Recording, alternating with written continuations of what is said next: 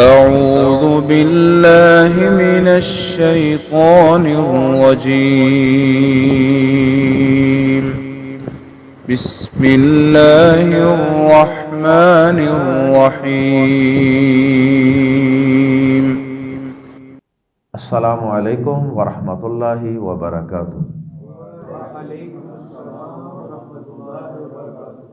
سورۃ النمل آیت نمبر 54 سے 59۔ ان الحمد للہ والصلاۃ والسلام علی رسول اللہ اما بعد۔ اعوذ باللہ السمیع العلیم من الشیطان الرجیم من ہمزہ ونفخہ ونفثہ۔ وَلُوطًا إِذْ قَالَ لِقَوْمِهِ أَتَأْتُونَ الْفَاحِشَةَ وَأَنْتُمْ تُبْصِرُونَ أَإِنَّكُمْ لَتَأْتُونَ الرِّجَالَ شَهْوَةً مِّن دُونِ النِّسَاءِ بَلْ أَنْتُمْ قَوْمٌ تَجْهَلُونَ۔ فَمَا كَانَ جَوَابَ قَوْمِهِ إِلَّا أَنْ قَالُوا أَخْرِجُوا آلَ لُوطٍ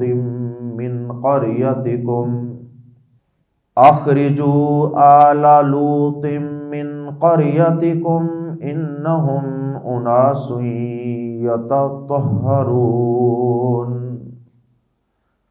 فَأَنْجَيْنَاهُ وَأَهْلَهُ إِلَّا امْرَأَتَهُ قَدَّرْنَاهَا مِنَ الْغَابِرِينَ۔ وَأَمْطَرْنَا عَلَيْهِمْ مَطَرًا فَسَاءَ مَطَرُ الْمُنذَرِينَ۔ قُلِ الْحَمْدُ لِلَّهِ وَسَلَامٌ عَلَى عِبَادِهِ الَّذِينَ اصْطَفَىٰ۔ اللَّهُ خَيْرٌ عَمَّا يُشْرِكُونَ۔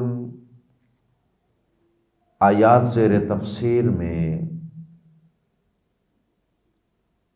حضرت لوط علیہ السلام اور ان کی قوم کا تذکرہ کیا جا رہا ہے۔ حضرت لوط علیہ السلام حضرت ابراہیم علیہ السلام کے بھتیجے تھے، اور ان کو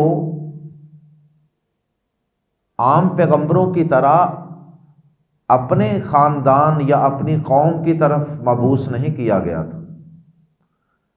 بلکہ کسی اور بستی کی طرف اور قبیلے کی طرف آپ کو مبعوث کیا گیا،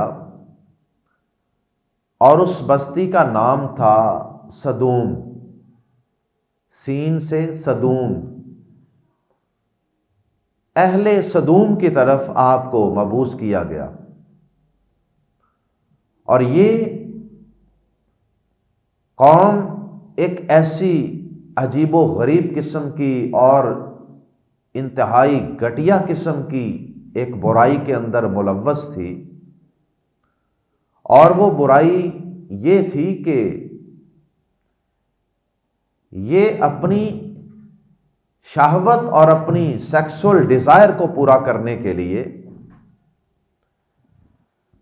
عورتوں سے نکاح کرنے کی بجائے، اپنی بیویوں سے رجوع کرنے کی بجائے یہ مردوں کی طرف رجوع کرتے تھے، اور یہ ایک ایسی برائی تھی کہ جو اس سے قبل یعنی لوط علیہ السلام کی قوم سے قبل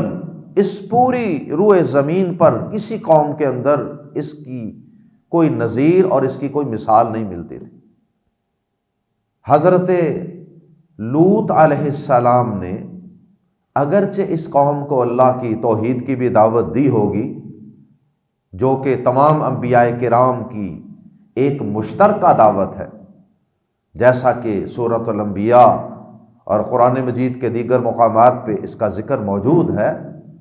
کہ ہر پیغمبر ہی اپنی قوم کو اللہ کی عبادت اور اللہ کی توحید کی تلقین کرتا رہا۔ لیکن قرآن مجید میں حضرت لوط علیہ السلام کی قوم کا جب ذکر ہوتا ہے تو لوط علیہ السلام نے ان کو عقیدہ توحید کی کیا دعوت دی، اس کی کوئی تفصیل موجود نہیں ہے، یا یہ قوم عقیدے کی کن خرابیوں میں ملوث تھی، اس کا کوئی تذکرہ نہیں ہے۔ قرآن مجید نے زیادہ ڈسکس کیا تو ان کی اس خلاف فطرت انتہائی کمینگی پر مشتمل اس برائی اور اس بدی اور اس برے وصف کا تذکرہ کیا۔ اس بے حیائی کی وجہ سے لوط علیہ السلام ان کو سمجھاتے رہے، روکتے رہے، لیکن یہ قوم کسی طرح بھی اپنے اس بے حیائی کے فعل سے باز آنے کے لیے تیار ہی نہیں تھے۔ اللہ اکبر۔ اور اس حد تک یہ اس برائی کے اندر ملوث ہو چکے تھے، اس برائی کے رسیا ہو چکے تھے کہ یہ برائی سر عام اپنی مجلسوں کے اندر بھی کرتے تھے۔ حضرت لوط علیہ السلام بڑا سمجھایا، اور بجائے اس کے کہ وہ سمجھتے، وہ حضرت لوط علیہ السلام کو اور آپ کے گھر والوں کو، آپ کے ایمان والے ساتھیوں کو جو آپ کے گھر کے اندر ہی موجود تھے، فیملی میں سے ہی، ان کو اس بستی سے نکال دینے کی دھمکیاں دیتے رہے۔ اور ہمارے نبی پاک جناب محمد الرسول اللہ صلی اللہ علیہ وسلم کی سیرت طیبہ کے ساتھ، آپ کے حالات زندگی کے ساتھ، ہر پیغمبر کے حالات زندگی کا کچھ نہ کچھ موازنہ اور کچھ نہ کچھ مشابہت بنتی ہے۔ تو ان کی مشابہت یہ تھی کہ ہمارے نبی پاک صلی اللہ علیہ وسلم کو بھی اللہ کے دین کی دعوت پیش کرنے پر مکہ مکرمہ سے نکال دیا گیا، نکلنے پر مجبور کر دیا گیا، حالات ایسے بنا دیے گئے۔ اور حضرت لوط علیہ السلام کو بھی دھمکیاں دیتے رہے کہ ہم نکال دیں گے۔ حضرت لوط علیہ السلام نے جب انہیں بار بار سمجھایا، قوم سمجھنے کے لیے تیار نہ ہوئی، تو اللہ رب العزت نے اس قوم کو صفحہ ہستی سے مٹا دینے کا فیصلہ فرمایا، اور اس کے لیے اللہ پاک نے اپنے کچھ فرشتے بھیجے، انسانی شکل میں خوبصورت خوبرو نوجوان بھیجے، جو بطور مہمان ان کے گھر میں آئے، ٹھہرے،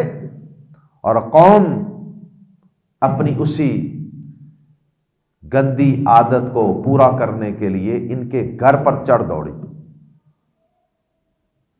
اللہ رب العزت نے پھر اس قوم پر پتھروں کی بارش نازل فرما دی، پتھروں کی بارش برسا کر اس قوم کو صفحہ ہستی سے حرف غلط کی طرح اللہ پاک نے مٹا دیا۔ اللہ پاک نے قوم لوط کا تذکرہ قرآن مجید میں بے شمار مقامات پہ فرمایا، اس سے قبل بھی اور اس کے بعد بھی۔ سورۃ الاعراف ہے، سورہ ہود ہے، سورہ ہجر ہے، انبیاء، شعراء، عنکبوت،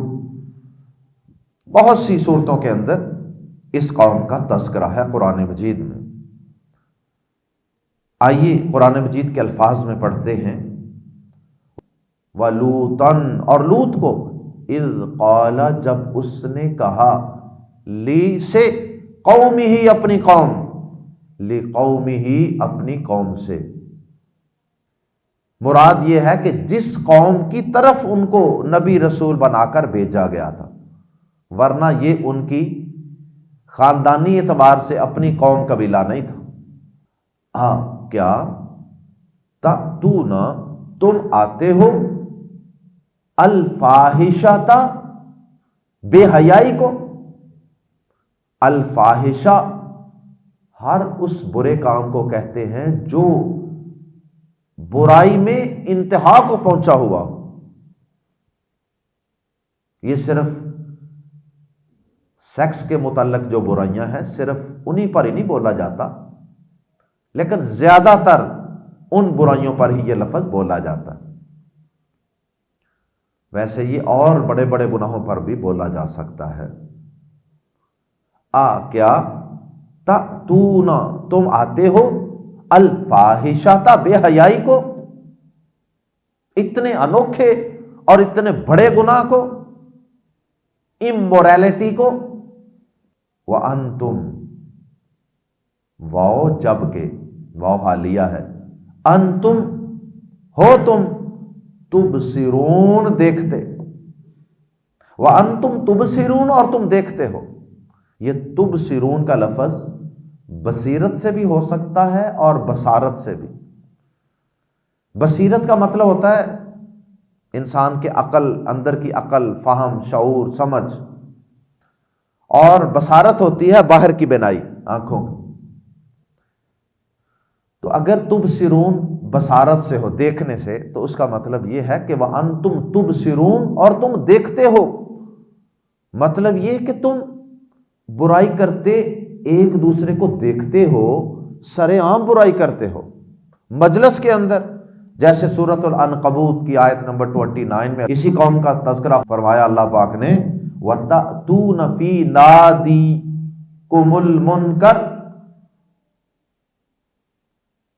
اور تم اپنی مجلس میں برا کام کرتے ہو۔ تو پہلا معنی اس کا یہ ہوگا وَأَنْتُمْ تُبْصِرُونَ، جب کہ تم دیکھتے ہو، یعنی برائی چھپ کر بھی نہیں کرتے، اعلانیہ برائی کرتے ہو، اور تم ایک دوسرے کو برائی کرتے اپنی مجلسوں میں سر عام دیکھتے۔ ایک برائی اتنی انوکھی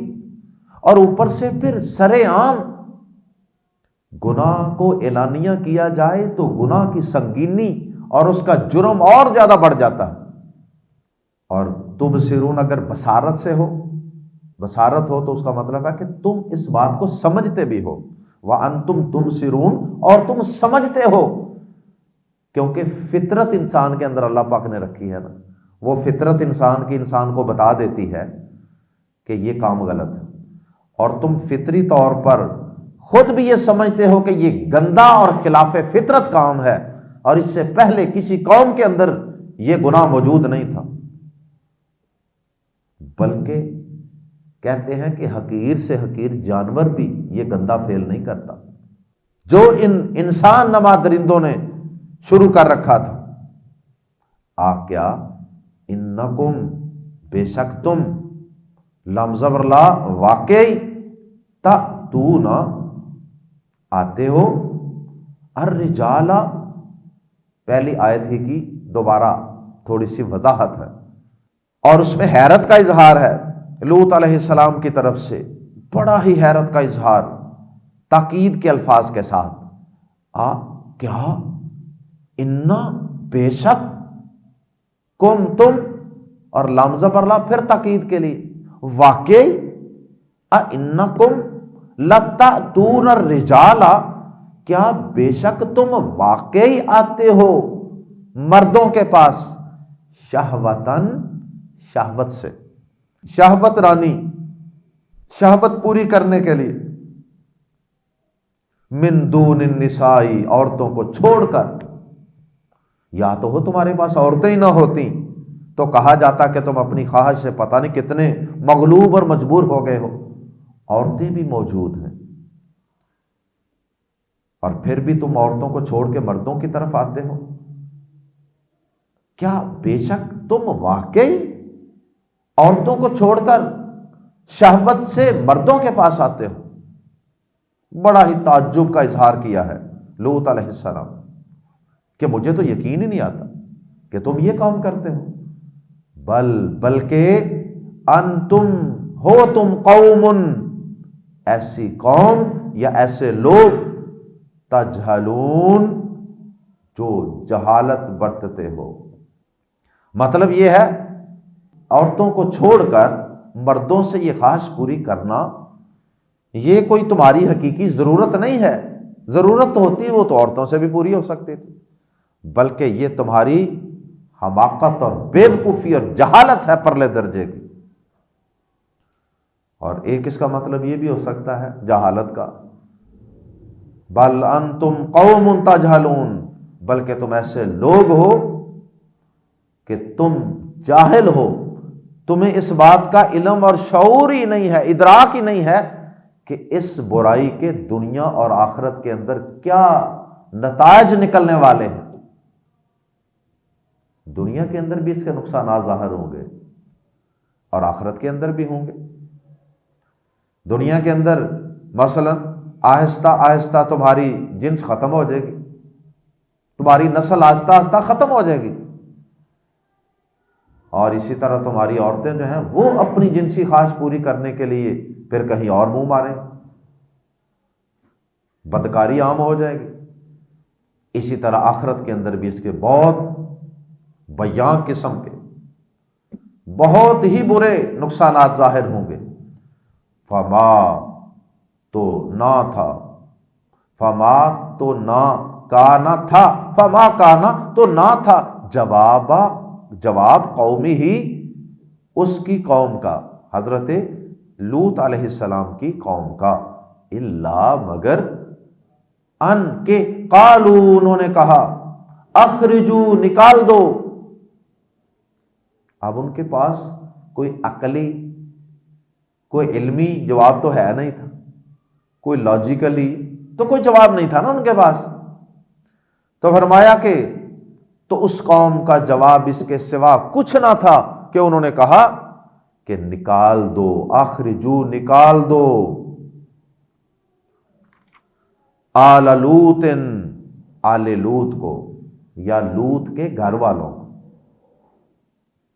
من قریتکم، اپنی بستی سے، انہم، بے شک یہ، اناسن، لوگ ہیں، یتطہرون، جو بہت پاک باز بنتے ہیں۔ یتطہرون میں کچھ زائد حروف شامل ہو گئے ہیں، ایک تو ہا پر شد ہے اور ایک شروع میں تا، یا کے بعد جو تا ہے، ان کی وجہ سے اس میں اس کے اندر مبالغہ پیدا ہو گیا، یتطہرون، بہت پاک باز بنتے ہیں۔ یہ بڑے، جس طرح ہمارے معاشرے میں کہا جاتا ہے یہ بڑا صوفی بندہ ہے، یہ بڑا حاجی نمازی بندہ ہے، اس کو نکالو اپنی بستی سے، یہ بڑے پاک باز بنتے ہیں، ان کو ہمارا یہ کام اچھا نہیں لگتا، ان کو اپنی بستی سے نکال دو، تاکہ ہماری اس بدکاری کے اندر یہ رکاوٹ نہ بنے۔ اللہ اکبر۔ اور کہتے ہیں کہ لوط علیہ السلام پر کوئی شخص بھی قوم میں سے ایمان نہیں لایا، کیونکہ سبب وہ بے حیائی تھی، اور وہ ایک نشہ ہوتا ہے بدکاری کا، بے حیائی کا۔ صرف عقیدے کی خرابی ہوتی تو شاید کچھ لوگ ایمان لے آتے، لیکن یہ ایسی بدکاری کے اندر مبتلا تھے کہ کوئی شخص بھی ایمان نہیں لایا، صرف ان کے اپنے گھر والے ہی تھے، اولاد ہوگی، بیوی تو ویسے ایمان نہیں لائی تھی، اور یہ بھی ممکن ہے کہ وہ بیوی بھی ادھر آ کے آپ نے اس سے نکاح کیا ہو، وہ اسی قوم کی عورت ہو، اس لیے وہ ایمان نہیں لائی، لیکن بچے آگے ایمان لے آئے۔ فَأَنْجَيْنَاهُ، تو ہم نے بچا لیا ہو اسے، فَأَنْجَيْنَاهُ، تو ہم نے بچا لیا اسے، یعنی حضرت لوط علیہ السلام کو، وَأَهْلَهُ، اور اس کے گھر والوں کو۔ یہاں بھی ذکر ہے کہ ان کے گھر والوں کو بچا لیا۔ إِلَّا امْرَأَتَهُ، الا سوائے یا مگر، امرأتہ، اس کی بیوی کو، تو ہم نے اسے اور اس کے گھر والوں کو اس کی بیوی کے سوا بچا لیا۔ اس جملے سے بھی یہ معلوم ہوتا ہے کہ امرأۃ بیوی جو ہوتی ہے نا وہ گھر والوں میں شامل ہوتی ہے، اسی لیے تو اللہ پاک اہلہ کا لفظ بولنے کے بعد بیوی کو اندر سے نکالتے ہیں، مستثنا قرار دیتے ہیں۔ اگر بیوی گھر والوں میں شامل ہی نہیں تو پھر تو یہ کہنے کی ضرورت ہی نہیں تھی سوائے بیوی کے، ہم نے ان کے گھر والوں کو بچا لیا سوائے بیوی کے، کیونکہ اگر الا امرأتہ کا لفظ اللہ پاک نہ بولتے تو عام بندے نے تو یہی سمجھنا تھا نا کہ اس کے اندر بیوی شامل ہے، بیوی بھی بچا لی گئی، اس غلط فہمی کو دور کیا گیا۔ تو معلوم ہوا کہ اہل کے اندر، کسی انسان کے اہل کے اندر اور اہل بیت کے اندر اس کی بیوی بھی شامل ہوتی ہے۔ قدرنا، ہم نے، تقدیر کا لفظ اسی سے، ہم نے اندازہ مقرر کر دیا تھا، ہاں اس کا ہم نے طے کر دیا تھا اس کے بارے میں، یا اسے من الغابرین، پیچھے رہنے والوں، ہم نے اسے پیچھے رہنے والوں میں طے کر دیا تھا۔ اس کی کرتوتوں کی وجہ سے ہمیں پتا تھا کہ اس نے کبھی بھی لوط علیہ السلام پر ایمان نہیں لانا، اس لیے ہم نے طے کر دیا جس طرف کو کوئی بندہ چلتا ہے نا اللہ پاک بھی پھر اس طرف ہی اس کو چلا دیتے ہیں، تو ہم نے اسے پیچھے رہنے والوں میں طے کر دیا تھا۔ وَأَمْطَرْنَا، اور ہم نے بارش برسائی، علیہم، ان پر، مطرن، زبردست بارش۔ یہ مطرن جو ہے نا یہ تاکیدی مصدر ہے، امطرنا کے اندر بھی بارش برسانے کا مفہوم تو موجود تھا، وَأَمْطَرْنَا عَلَيْهِمْ اتنا جملہ بھی کافی تھا کہ ہم نے ان پر بارش برسا دی، لیکن مزید زور پیدا کرنے کے لیے، تاکید کے لیے فرمایا مطرن، زبردست بارش، بہت ہی بری بارش۔ وہ کوئی عام بارش نہیں تھی، پانی کی بارش نہیں تھی، وہ پتھروں کی بارش تھی، اس لیے زبردست بارش فرمایا۔ فساء،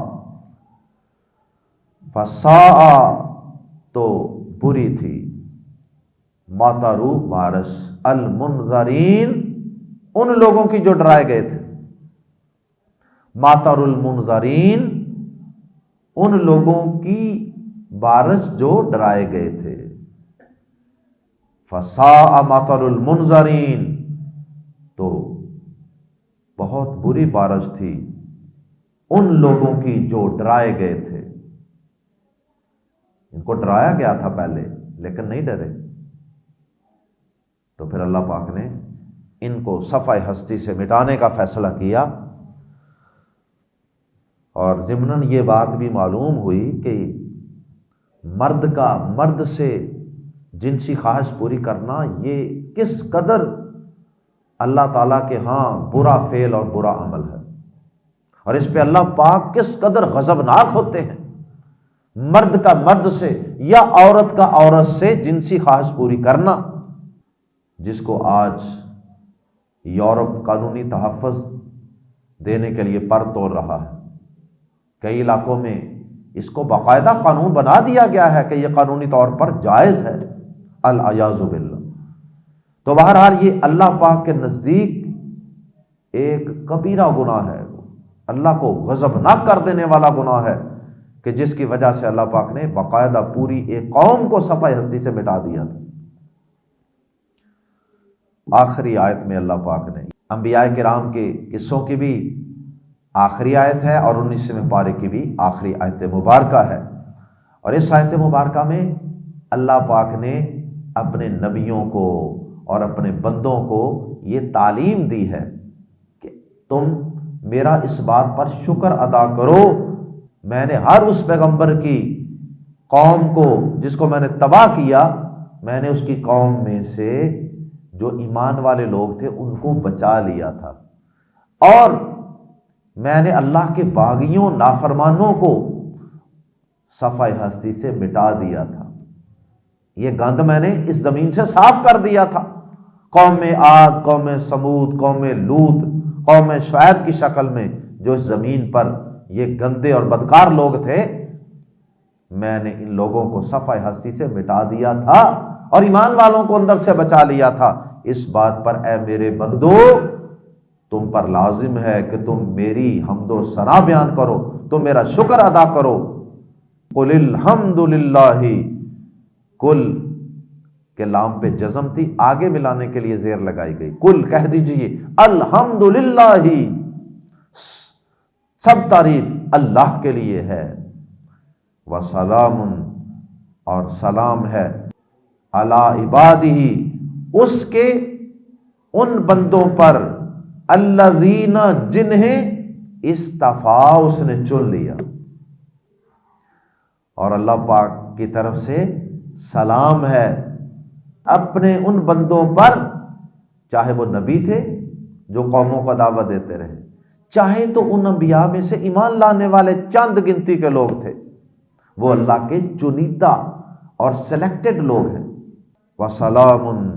عَلَىٰ عِبَادِهِ الَّذِينَ اصْطَفَىٰ، اور سلام ہے اس کے ان بندوں پر جنہیں اس نے چن لیا۔ اللہم اجعلنا منہم۔ اصطفیٰ سے ہی مصطفیٰ نکلا ہے، جس کا معنی چنا ہوا، تو اصطفیٰ فعل ماضی ہے، اصطفیٰ یستفی، اصطفیٰ اس نے چنا، یستفی وہ چنتا ہے، اور مصطفیٰ جس کو چنا گیا، اس میں مفعول۔ اور آخر میں اللہ پاک نے فرمایا اللہ، یہ اصل میں تھا کیا اللہ، اللہ کیا اللہ، تو دو دفعہ حمزہ تھا، ایک حمزہ استفہام سوال کے لیے، اور ایک اسم جلالہ